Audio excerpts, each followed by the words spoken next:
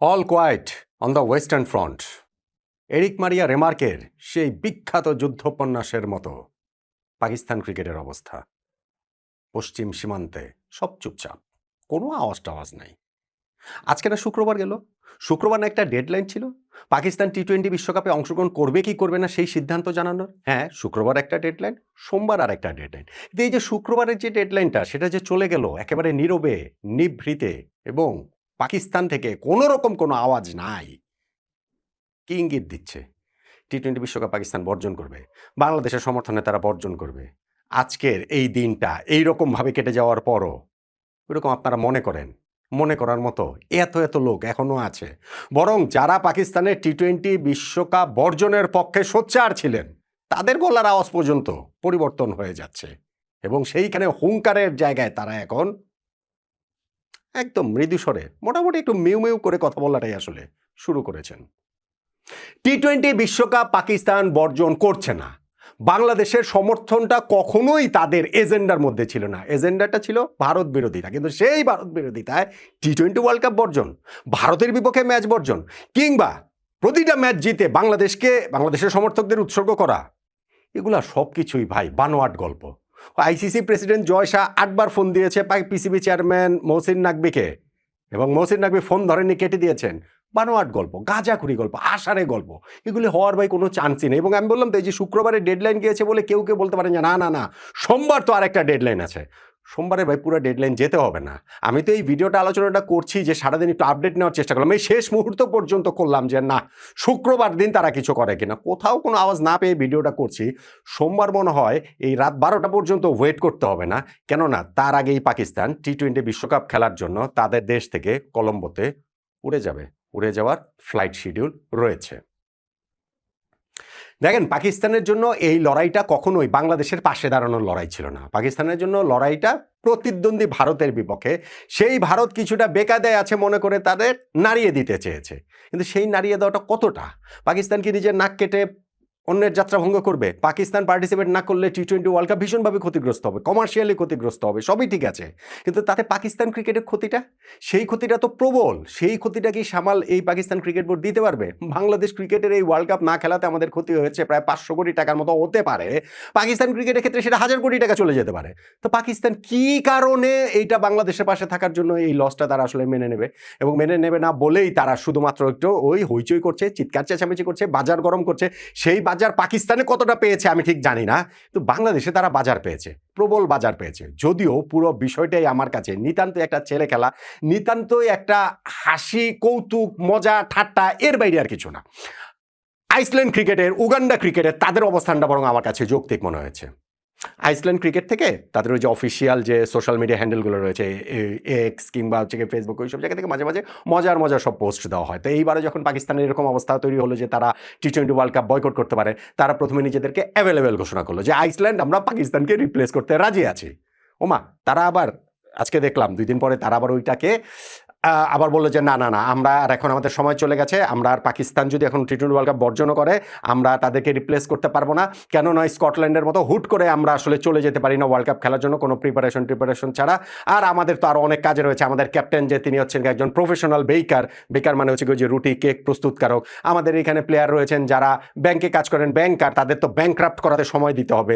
আমাদের এইখানে হচ্ছে গিয়ে ওই জাহাজে কাজ করেন, এরকম লোকজন রয়েছে আমাদের এই টিমটার মধ্যে। ফলে তারা ওইসব কাজটাজ বাদ দিয়ে পুরো পৃথিবী ঘুরে এই টি-20 ওয়ার্ল্ড কাপ খেলতে যাবে, এইটা আমরা আসলে যেতে পারবো না। তবে আমাদের এই লসটা প্রবাবলি উগান্ডা ক্রিকেটের জন্য লাভ হবে, তারা রিপ্লেস করতে পারে পাকিস্তানকে। উগান্ডা ক্রিকেটও আবার মজা নিয়েছে, তারাও এই জায়গাটাতে জবাব দিয়েছে যে না, আমরা প্রস্তুত আছি পাকিস্তান যদি না খেলে, এবং আমরা পুরো রেডি, আমাদের প্যাড টেড গিয়ার টিয়ার্স নিয়ে রেডি আছি আমরা, এবং আমাদের পাসপোর্টও ওয়ার্ম রয়েছে, সেটা আইস হয়ে যায়নি, মানে উগান্ডা ক্রিকেটের মতো আর কি। ধরো আইসল্যান্ডের যেটা ওইখানে তো বরফ প্রধান দেশ, সেরকম হয়নি, সো আমরা আসলে প্রস্তুত রয়েছে। তো এইরকম যে মজা নিচ্ছে আইসল্যান্ড, মজা নিচ্ছে উগান্ডা, পাকিস্তানও বাংলাদেশ ক্রিকেটকে নিয়ে আসলে মজাই নিয়েছে।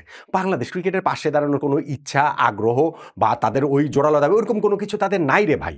এবং আমি যেটা বলছিলাম যে যারা এখানে গর্জন করে উঠেছিল তাদের সুর এখন পরিবর্তন, যেমন রশিদ লতিফ, পাকিস্তানের ফরমার ক্যাপ্টেন, তিনি কয়েকদিন ধরে খুব হইচই করলেন না যে আরে না না, পাকিস্তানের অবশ্যই ওয়ার্ল্ড কাপ বর্জন করা উচিত, অবশ্যই বয়কট করা উচিত না, আমাদের এখানে কোনোভাবেই পার্টিসিপেট করা উচিত না, ভারত এইখানটাতে যা করছে এগুলো ঠিক হচ্ছে না, পাকিস্তান যদি উইথড্র করে তাহলে এইটা ফিনান্সিয়ালি বিরাট বড় হিট খাবে, এবং যেটা ভারত পাকিস্তান ম্যাচ হওয়ার কথা ছিল, এখন সেটা ভারত উগান্ডা ম্যাচ হবে, 1 লাখ দর্শকের সামনে ভারত উগান্ডা ম্যাচ তারা খেলুক এইসব বলছে। আর সেই রশিদ লতিফি আজকে আবার বলছেন আমাদের সময় পেরিয়ে গেছে, পাকিস্তানের সময় পেরিয়ে গেছে।